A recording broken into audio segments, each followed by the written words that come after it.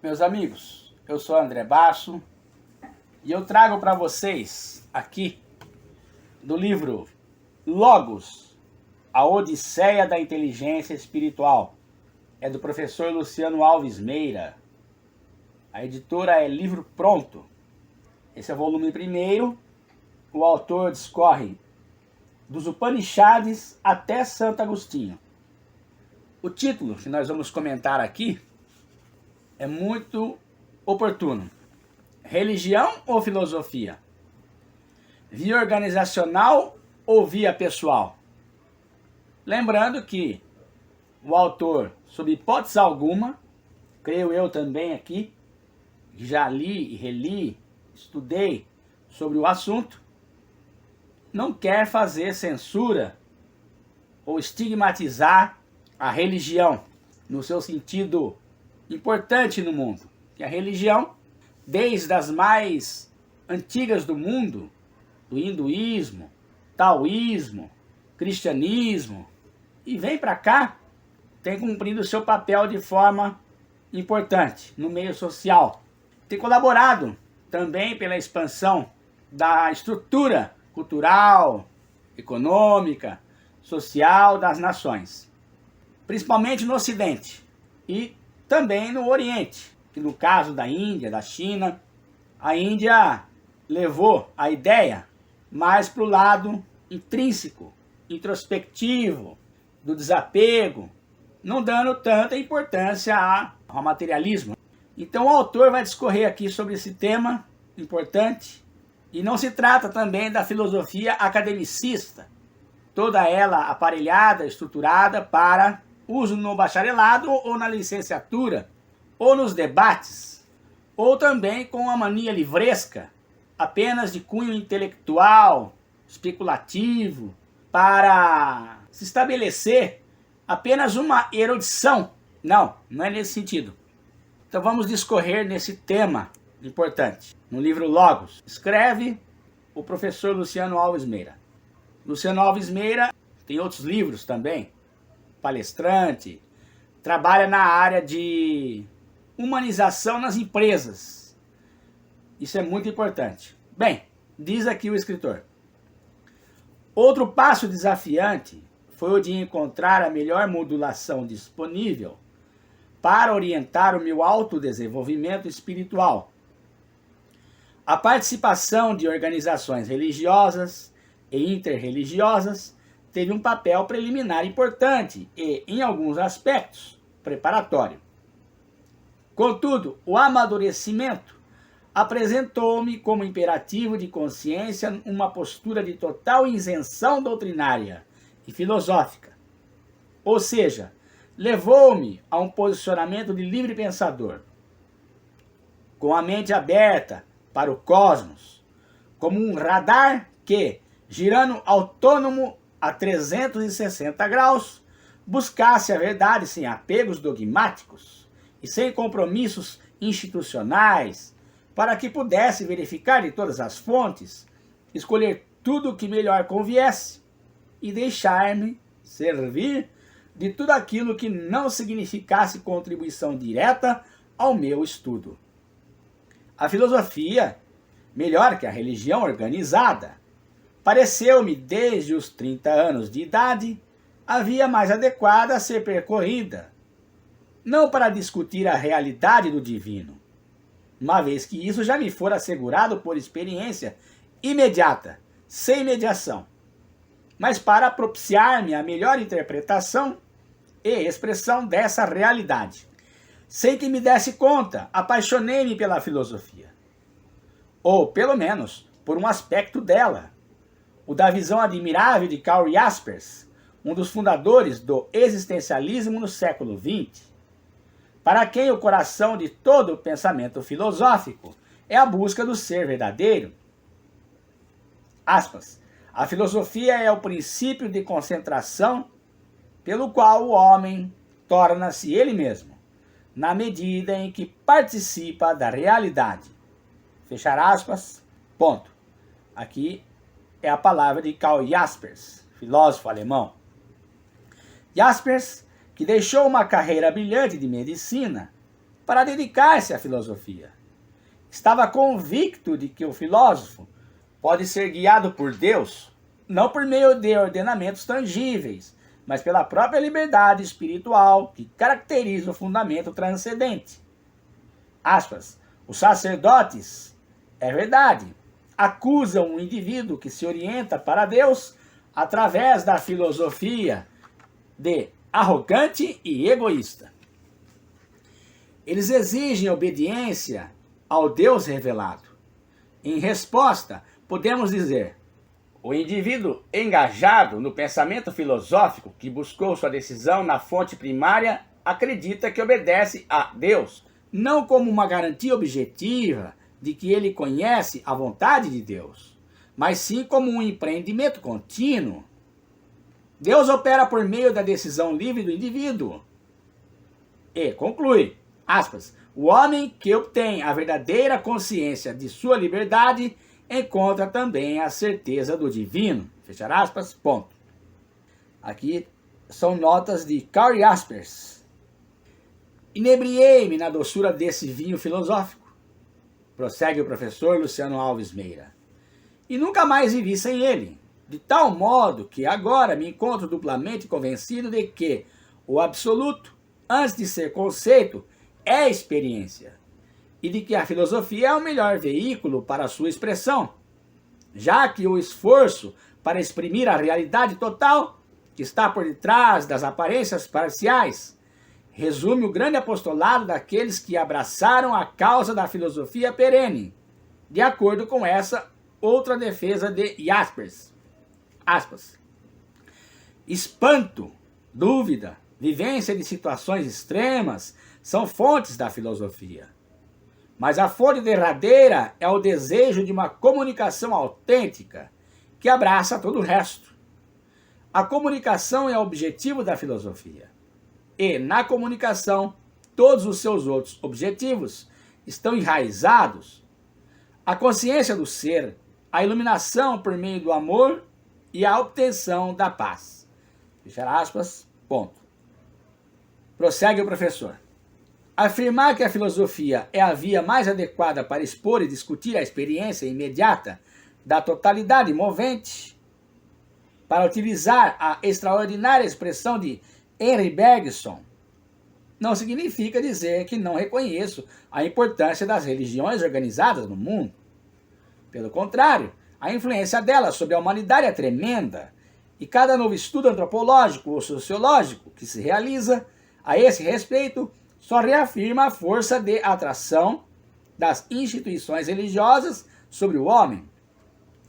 É justo dizer também que as religiões, mais bem conduzidas, legam-nos a belos exemplos de fortalecimento da família e da comunidade, de integração social, de auxílio aos desamparados, de consolo e orientação às pessoas em seus piores momentos de dor. Participei de organizações religiosas, portanto conheço as suas virtudes e os seus vícios também. Mas quando a meta é auxiliar o indivíduo a encontrar as fontes mais profundas do espírito em si mesmo, as organizações religiosas podem se tornar pedra de tropeço. Uma organização é uma parte, entre aspas, do todo, não é o todo. E quem se fixa na parte não pode jamais ter uma experiência direta, imediata, sem mediação do todo. O filósofo Ken Wilber resume assim a posição geral de Platão. Aspas, foge dos muitos e encontra o um. Tendo encontrado o um, abraça os muitos, como se fossem o um. Isso equivale a dizer que o verdadeiro amor cósmico está fora do alcance de qualquer organização humana, que são partes, embora paradoxalmente possa fluir através de qualquer de um desses seus membros, posto que este cria as condições necessárias de esvaziamento mental, emocional e físico para esse advento. Alguém argumentará, não é o indivíduo também uma parte? Resposta, aparentemente sim, no contexto de nossa cosmovisão, porém, o ego individual não é uma realidade, mas um efeito perceptivo, uma espécie de refração decorrente de certos estágios de desenvolvimento da própria consciência universal, de que falaremos mais adiante. Em síntese, a nossa identidade real, profunda, é o espírito, a própria totalidade movente, simples e indivisível.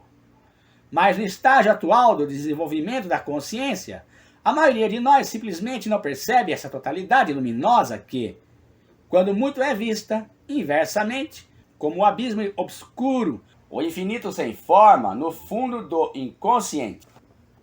O fato é que o absoluto como experiência chega sempre como uma conquista intransferível da consciência individual. É conhecido popularmente o paradoxo, segundo o qual os extremos se tocam. O máximo do particular alcança o máximo do universal. As organizações ou instituições não estão em um extremo nem no outro, de modo que não existe algo como experiência mística organizacional.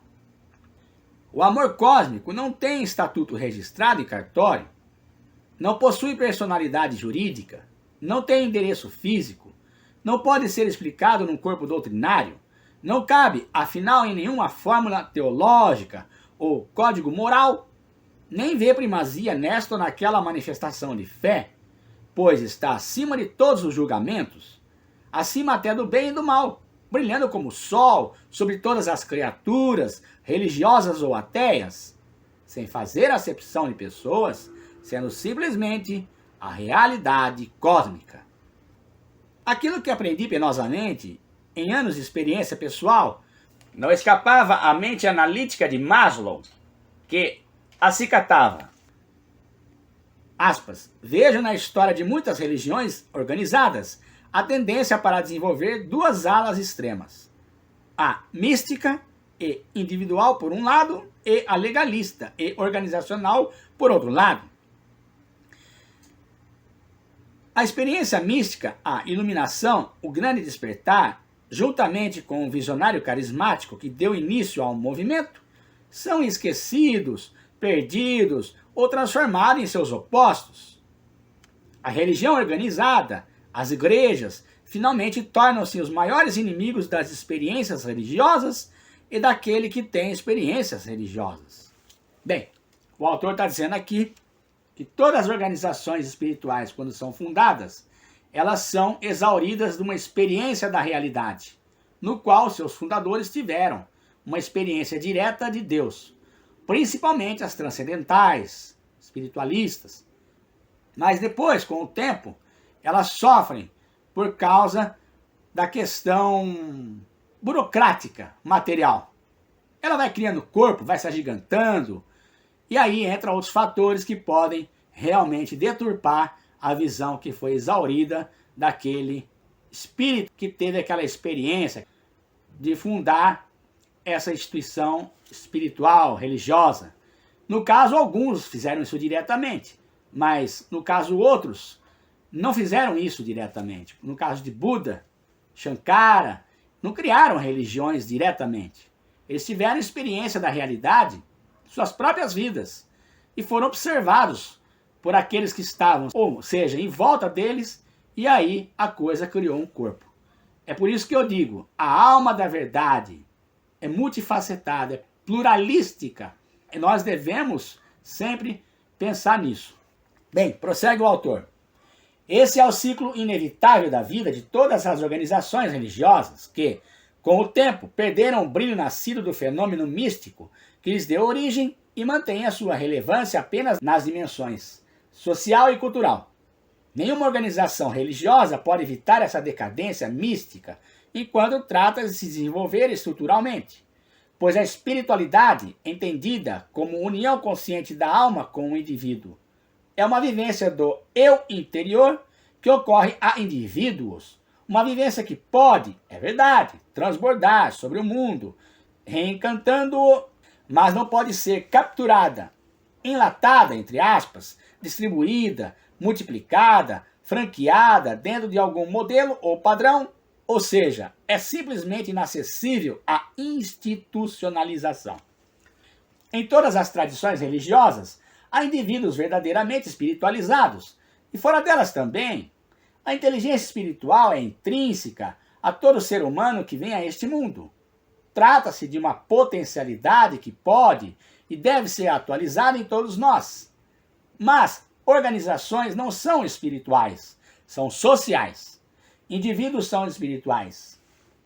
É o que somos, primeiramente segundo este conceito de Teilhard de Chardin. Aspas, não somos seres humanos tendo experiências espirituais, somos seres espirituais tendo experiências humanas. Fechar aspas. Expressão, por sinal, equivalente a esta outra que procuraremos demonstrar ser verdadeira ao longo desta obra. Não somos seres individuais, tendo experiências místicas de unidade. Somos o ser uno, tendo experiências humanas de diversidade. É por isso que não se deve confundir liderança religiosa com experiência espiritual. As organizações são máquinas burocráticas e hierárquicas, onde não raro a luta pelo poder conspurca a pureza ideológica. No âmbito do Estado, já vimos isso ocorrer tanto nos regimes de direita quanto nos de esquerda ou centro. O que quer dizer, então, da pureza de atitude necessária para se atingir e sustentar uma experiência espiritual unitiva? Não me espanta que, de nossa lista de místicos, poetas e filósofos, amantes da experiência não dual, quase nenhum deles tenha assumido qualquer tipo de poder constituído em vida. Alega-se-á que Gandhi foi um político influente na Índia, o que de fato foi, mas bem sabem todos os que estudam a sua biografia que o Mahatma jamais assumiu qualquer cargo oficial, tendo se limitado a conselheiro independente daqueles que ocupavam os postos governamentais. E aqui digo eu, professor Huberto Roden cita na literatura em que ele fala sobre o Gandhi, que ele movimentava milhões, fluía recursos na mão do Gandhi, mas ele disponibilizava isso tudo para o coletivo. O Gandhi realmente era um indivíduo bem desapegado e consciente da sua missão. Prossegue o professor Luciano. O filósofo francês Henri Bergson também possuía uma percepção arguta sobre o que separa a mística individual da realidade das organizações.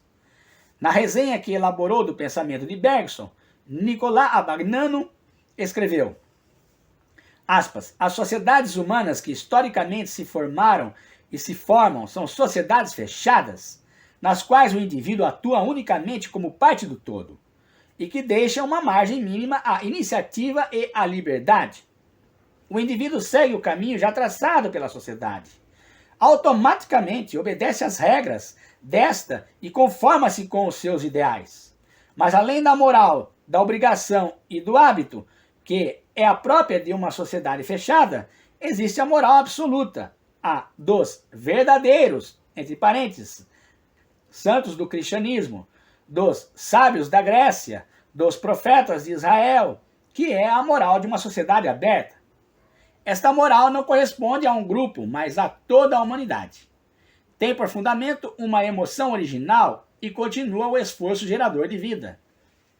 Prossegue o professor Luciano. Minha experiência diz que é praticamente impossível conciliar qualquer cultura organizacional com a liberdade plena e a atitude de absoluta não violência do livre pensador místico. Inspirado pelas amplas energias do infinito, pelo menos no mundo atual, estágio de desenvolvimento da consciência humana. Quem poderia imaginar um Sócrates que deixasse de andar pelas ruas de Atenas com os seus pupilos para se ocupar o dia todo com as necessidades burocráticas da administração de uma escola? Ou um Francisco de Assis, que em vez de viver cantando e dançando em meio aos leprosos, ou orando no silêncio das grutas da Úmbria, fosse obrigado a redigir relatórios semanais padronizados de prestação de contas? Não foi à toa que Heráclito de Éfeso abdicou de seus direitos de nobreza em favor de seu irmão. Não suportava a ideia de lidar com as discussões mesquinhas da corte, e menos ainda com um lufa-lufa interminável e geralmente repressor, que não deixa espaço para o silêncio e para a contemplação. Até mesmo nas pequenas organizações informais, vemos, não raramente, o desenvolvimento de uma atitude coercitiva na dinâmica dos grupos. alguns querendo ditar aos demais o que fazer, perpetrando violência de todo tipo, verbal, legal, psicológica, etc. O que ocorreu quando o livre Siddhartha Gautama resolveu voltar a se alimentar normalmente após vários anos de jejum? Os seus 5 companheiros de ascetismo escandalizaram-se perante aquela decisão que julgaram mundana e o abandonaram imediatamente, considerando-o um traidor das suas convicções. Todo aquele que não vive pela norma é uma ameaça ao grupo, como tão belamente ilustra o inspirado Richard Bach no seu popular e alegórico Fernão Capelo Gaivota. Outro sim, acrescentamos que nossa escolha da filosofia tem, além do que já dissemos, uma razão etimológica. A palavra religião, entre aspas, indica um movimento de retorno ou religamento, o mesmo que se dá com o termo remember, do inglês, que significa lembrar, mas cuja etimologia remete à ideia de juntar os membros, remember, que estavam separados. Ora, a grande revelação dos místicos e filósofos que se aprofundaram na experiência da não-dualidade faz com que o termo religião se torne, no mínimo, inadequado, já que aquilo que nunca esteve ontologicamente separado não carece de ser reunido. Nesse sentido, a mística é antes um exercício espiritual de despertamento para o que já é, do que um movimento para aquilo que desejamos que venha a ser em algum futuro longínquo. Finalmente, nem é preciso dizer que aquele que deseja professar uma espiritualidade imparcial, ampla e dinâmica, como a própria alma do universo, acaba pagando um preço alto. Spinoza que o diga, na forma de um quase isolamento intelectual. Mesmo que queira permanecer na companhia de seus correligionários, entre aspas, mesmo que os ame incondicionalmente, mesmo que respeite as tradições religiosas. Ele, ela, sabe que não poderá mentir a respeito de suas convicções. A de não aceitar nenhuma autoridade humana em assuntos do espírito, por exemplo, e conhece o desconforto que sua postura independente provoca nos ambientes em que se expressa. O preço é alto, mas o retorno é de longe compensador. Não há nada que se compare à sensação de um espírito independente, que goza da mais plena liberdade de pensamento e pode conduzir a sua pesquisa isenta e seus exercícios para uma vida integral. Tanto melhor se esse espírito livre encontra companheiros de jornada tão livres quanto ele, amigos e amigas com as quais possa compartilhar as riquezas de sua alma, sem que pensem em controlar as vidas uns dos outros, sem que haja qualquer relação de domínio ou exploração entre eles. São caminhantes, que caminham juntos, que de fato se amam, se ajudam, se orientam uns aos outros, mas que vivem sempre numa independência incondicional. Todos são bem-vindos para ir e vir, acolhidos por aquilo que são, jamais constrangidos para se tornar o que não querem ser. Desejo às novas gerações que sejam profundamente espirituais, como os grandes místicos monistas, e interiormente livres, como os grandes filósofos.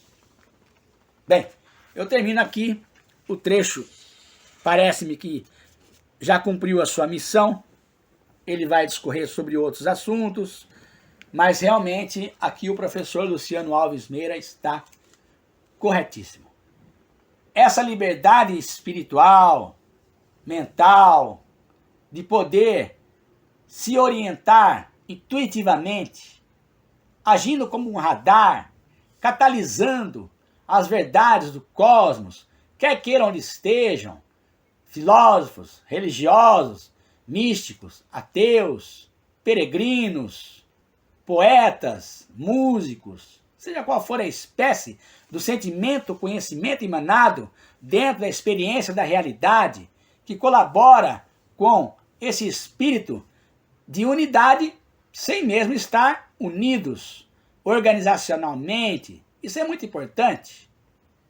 Como a experiência é individual, a mística é individual, não podemos realmente fazer com que isso seja organizacionalmente elaborado, burocratizado, organizado. Não tem jeito.